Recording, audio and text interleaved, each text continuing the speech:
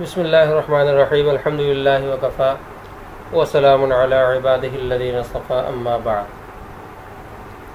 والشفاعة ثابتة للرسل والأخيار في حق أهل الكبائر بالمستفيض من الأخبار۔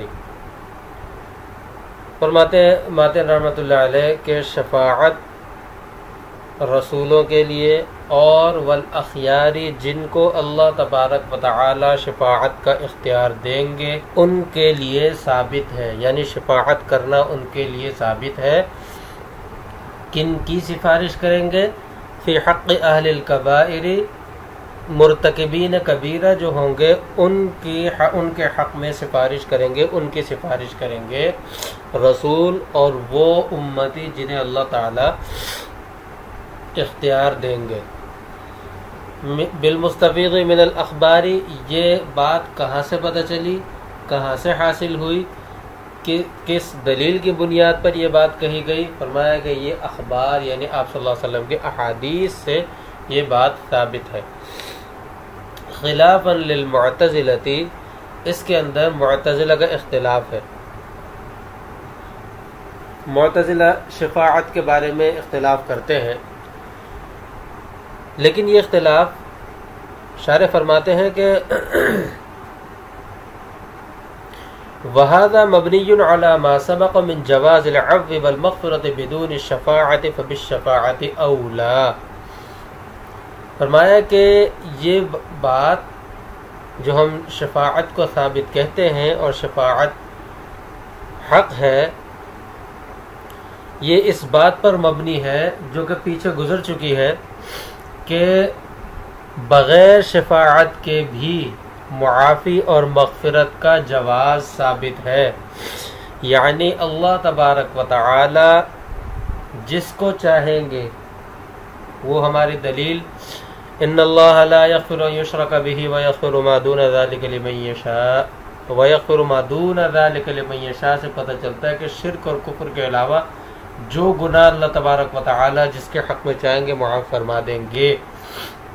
تو اس سے بغیر سفارش کے، بغیر شفاعت کے گناہ کی معافی کا ثبوت ہوا ہے۔ تو جب بغیر شفاعت کے معافی کا ثبوت ہو چکا تو شفاعت کے ذریعے سے تو بطریق اولا ہوگا۔ وہ اس طرح کہ اللہ تعالیٰ کی شان سے یہ بالکل بعید ہے کہ اللہ تبارک و تعالی ایک کام کو اختیار دیں اور پھر اس کو قبول نہ کریں۔ اللہ تبارک و تعالی یہ فرمائے کہ سفارش کرو، آپ بھی سفارش کرو، آپ کو بھی اختیار ہے، آپ بھی سفارش کرو، اور جب وہ سفارش کریں تو اللہ تعالیٰ اس کو رد کر دیں، یہ اللہ تعالیٰ کی شان سے بعید ہے، اللہ تعالیٰ کی شان یہ نہیں ہے۔ وعندہم، اور معتزلہ کے نزدیک کیا ہے؟ لما لم یجز لم تجز، ان کے نزدیک جب کبیرہ گناہ کی معافی کی کوئی صورت نہیں ہے، اگر اس نے توبہ نہیں کی، مرتکب کبیرہ نے اگر توبہ نہیں کی تو ان کے نزدیک جب سفارش کی کوئی صورت نہیں ہے تو وہ کہتے ہیں کہ شفاعت کے بعد بھی اگر اس نے خود توبہ نہیں کی تو دوسرے کی توبہ کا اس کو کوئی فائدہ نہیں ہوگا۔ مقصد کہنے کا یہ ہے۔ ہماری دلیل کیا ہے؟ ہماری دلیل فرماتے شارح لنا قول تعالی، اللہ تعالیٰ کا فرمان واستغفر لذنبک وللمؤمنین والمؤمنات۔ اللہ تبارک و تعالیٰ حکم فرما رہے ہیں آپ صلی اللہ علیہ وسلم کو کہ آپ اپنے گناہوں کی اور مومنین اور مومنات کے گناہوں کی مغفرت کا سوال کیجئے، ان کے لیے استغفار کیجئے، اور یہ اللہ تعالیٰ کی شان سے بعید ہے ایک چیز کا حکم دیں اور اس کے بعد اس کو رد کر دیں، قبول نہ کریں، یہ اللہ تعالیٰ کی شان سے بعید۔ اسی طرح وقول تعالی فما تنفعهم شفاعت الشافعین، کہ ان کو سفارش کرنے والوں کی، شفاعت کرنے والوں کی، یعنی کفار کو شفاعت کرنے والوں کی شفاعت فائدہ نہیں دے گی، نفع نہیں دے گی۔ اس کلام کا اسلوب یہ بتاتا ہے فإن اسلوب هذا الكلام يدل على ثبوت الشفاعة في الجملة، اس کلام کا اسلوب یہ بتا رہا ہے کہ شفاعت ثابت ہے، شفاعت ہوگی تو کفار کے حق میں شفاعت فائدہ مند نہیں ہے. اگر شفاعت کا وجود نہ ہوتا، شفاعت ہوتی ہی نہیں، یا شفاعت کسی کے بھی حق میں فائدہ مند نہیں ہوتی، تو اللہ تبارک و تعالی عام فرما دیتے کہ شفاعت، یا تو شفاعت کا وجود کا ہی اللہ تعالیٰ انکار کر دیتے کہ شفاعت کوئی چیز نہیں ہے، یا اللہ تبارک و تعالی اس بات کا کر دیتے کہ شفاعت جو ہے کفار کے ساتھ مرتکبین کبیرہ کو بھی بیان کرتے، جبکہ ایسا نہیں ہے.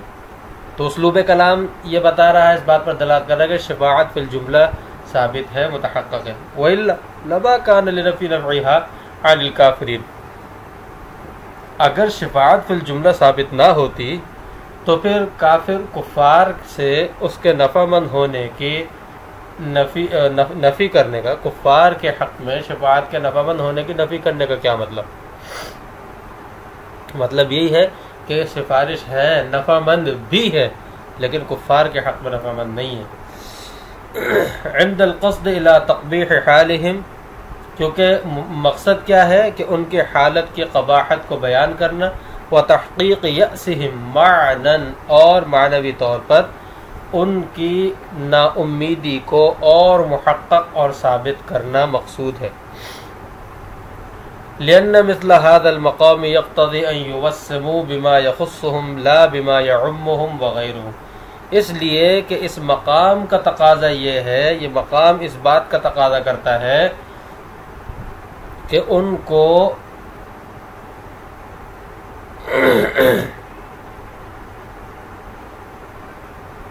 ایسا حال ان کا بیان کیا جائے،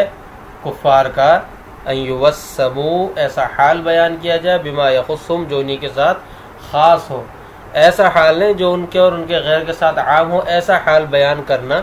کیونکہ ان کو نا امیدی اور قباحت شان بیان کرنا مقصود ہے، اور نا امیدی کا ثبوت مقصود ہے. تو اس صورت میں ان کی ایسی ہی صفات یا ایسا حال بیان کیا جائے کہ جو ان کفار کے ساتھ خاص ہے، جبھی یہ چیزیں ثابت ہو سکیں گی، قباحت حال اور نا امیدی کا ثبوت. وَلَيْسَ الْمُرَادُ أَنَّ تَعْلِيقَ الْحُكْمِ بِالْكَافِرِ، اور فرمایا کہ مراد اس سے یہ نہیں ہے کہ حکم کافر کے ساتھ معلق ہے، یعنی يدل على نفيه عما عداه حتى يرد عليه أنه إنما يقوم حجة على من يقول بمفهوم المخالفة. تمہید کے طور پر ایک بات ذہن میں رکھیں کہ اہل سنت والجماعت کے نزدیک شفاعت کا معنی ہے گناہ معاف کرانے اور گناہ گار کو عذاب سے رہائی دلانے. معتزلہ کے نزدیک شفاعت کا معنی کیا ہے کہ نیک بندوں کے ثواب میں زیادتی اور اضافہ کرانا، یہ معتزلہ کے نزدیک معنی ہے.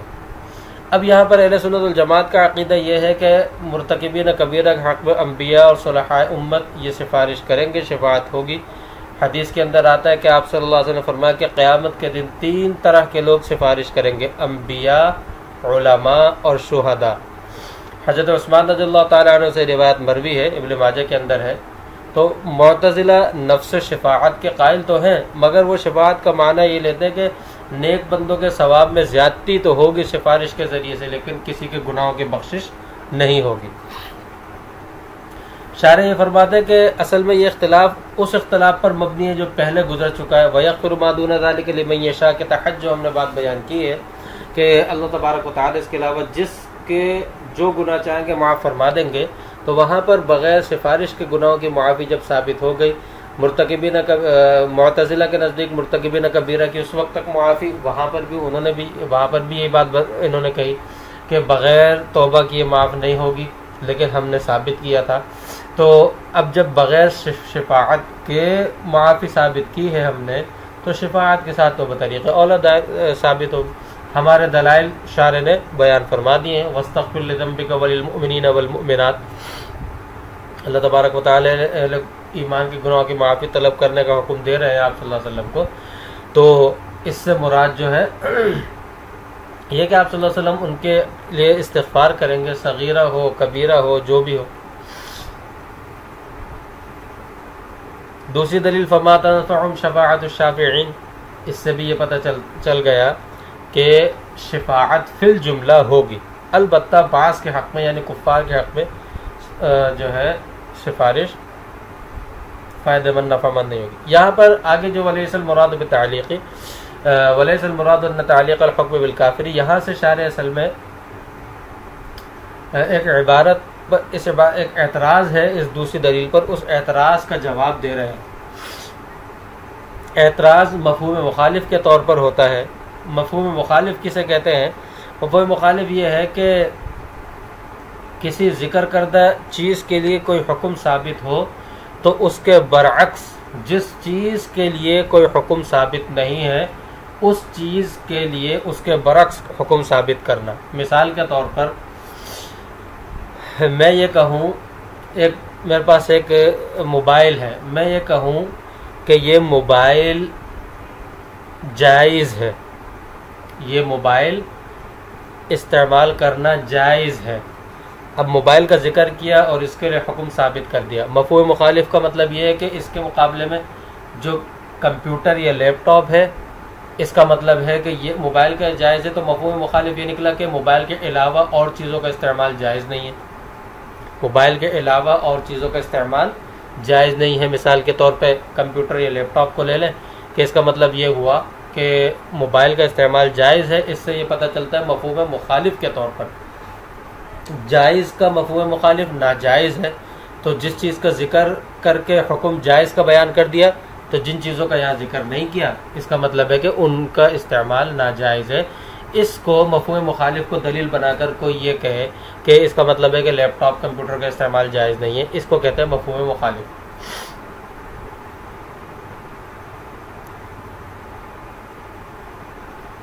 اسی طرح فقہی اعتبار سے بھی اس کی مثال سمجھے، جیسا کہ ایک حدیث کے اندر آتا ہے کہ فی الغنم الصائمۃ زکوٰۃ، ان کے صائمہ بکریاں جو ہے ان میں زکوٰۃ ہے، تو اس کا مفہوم مخالف یہ ہوا کہ غیر صائمہ بکریاں جن کا یہاں پر حدیث میں ذکر نہیں کیا ان میں زکوٰۃ نہیں ہے۔ اس کا مفہوم مخالف تو یہ ہوا کہ غیر صائمہ بکریاں جن کا یہاں پر ذکر نہیں ہے جو مسکوت عنہ ہے ان میں زکوٰۃ نہیں ہے۔ لہذا شوافع کے نزدیک یہی مفہوم مخالف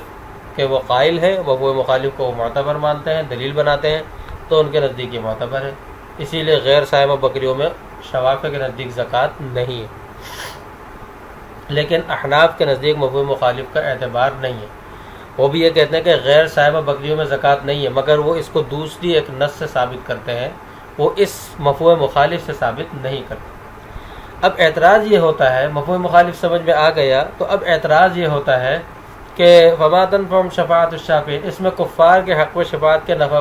بخش ہونے کی نفی کی ہے، تو آپ مفہوم مخالف یعنی مومنین کا ذکر نہیں کیا، تو مومنین مسکوت عنہ ہے، تو آپ اس کا مخالف حکم مسکوت عنہ یعنی مومنین کے لیے ثابت کر رہے ہیں کہ مومنین کے لیے سفارش اور مومنین کے لیے شفاعت ثابت ہے اس فما تنفعهم شفاعت الشافعین کے مفہوم مخالف کے طور پر، اور جبکہ آپ لوگ مفہوم مخالف کو مانتے نہیں ہیں، تو معتزلہ تو مفہوم مخالف کے قائل، معتزلہ بھی مفہوم مخالف کے قائل نہیں ہیں، تو جب آپ لوگ بھی قائل نہیں ہیں، معتزلہ بھی مفہوم مخالف کے قائل نہیں ہیں، تو پھر اس آیت سے معتزلہ کے خلاف استدلال میں پیش کرنا کہاں سے درست ہوا؟ تو اس کا جواب یہ ہے کہ ہم نے مفہوم مخالف سے استدلال نہیں کیا، بلکہ ہم نے کلام کے اسلوب سے استدلال کیا، اسلوب کلام سے اور سیاق کلام سے ہم نے استدلال کیا ہے، اور جو کلام کے اسلوب اور اسالیب جانتے ہیں ان پر یہ بات مخفی نہیں ہے، لہذا ہم نے مفہوم مخالف سے نہیں بلکہ اسلوب کلام سے ثابت کیا ہے۔ اور دوسری دلیل آپ صلی اللہ علیہ وسلم، ایک تیسری دلیل کیا ہے؟ آپ صلی اللہ علیہ وسلم کا فرمان شفاعتی لأہل الکبائر من امتی، کہ میری شفاعت، میری سفارش میرے امت کے مرتکبین کبیرہ کے لیے ثابت ہے۔ حضرت انس رضی اللہ تعالیٰ عنہ کی روایت ہے،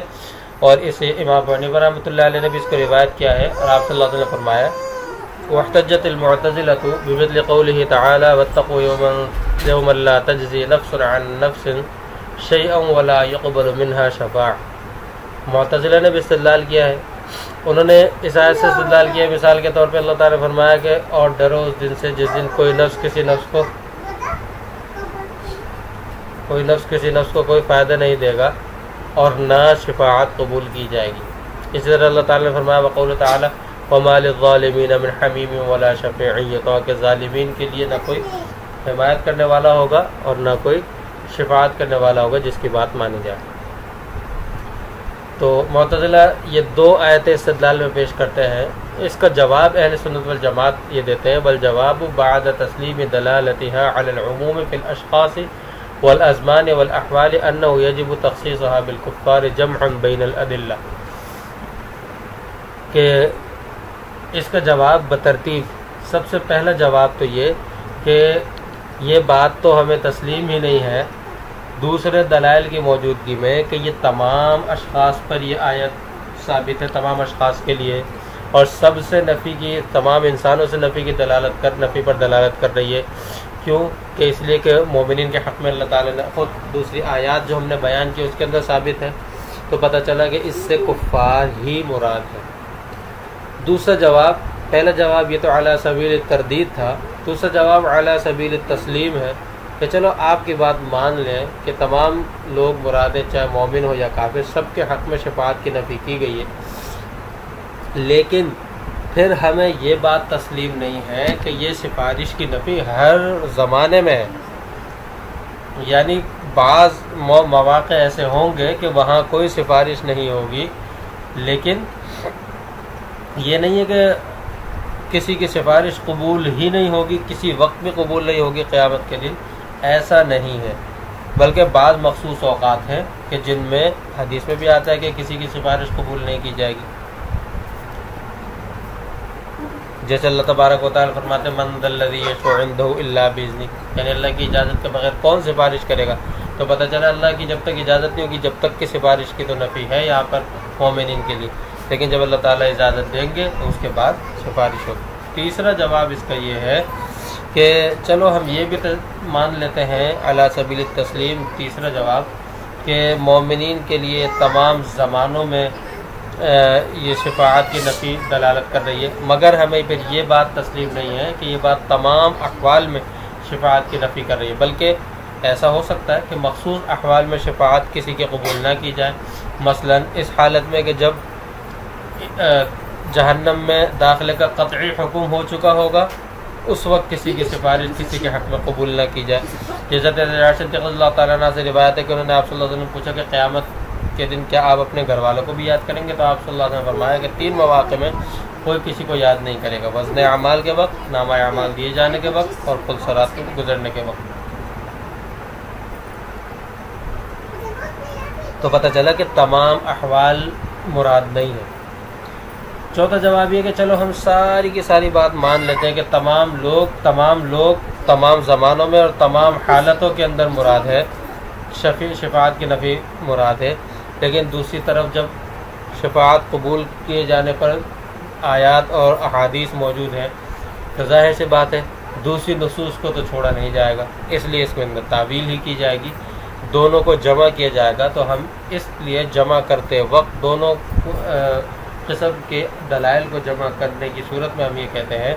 کہ کفار سے شفاعت کی نفی ہے، بعض احوال میں یا بعض زمانوں میں شفاعت کی نفی ہے، مطلقاً نہیں، اور مومنین کی شفاعت کی نفی نہیں ہے۔